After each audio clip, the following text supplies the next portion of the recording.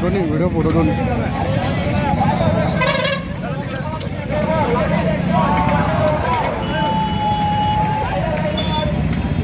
Okay sir start. Buldhana शहर police स्टेशनच्या वतीने सर्व बुलढाणा शहरमधील नागरिकांना मी आवाहन करतो की कोणी दोन धर्मामध्ये किंवा जातीमध्ये तणाव निर्माण होईल अशा प्रकारचे सोशल मीडियावर वक्तव्य किंवा ऑडिओ किंवा व्हिडिओ फॉरवर्ड किंवा प्रसारित करू नये।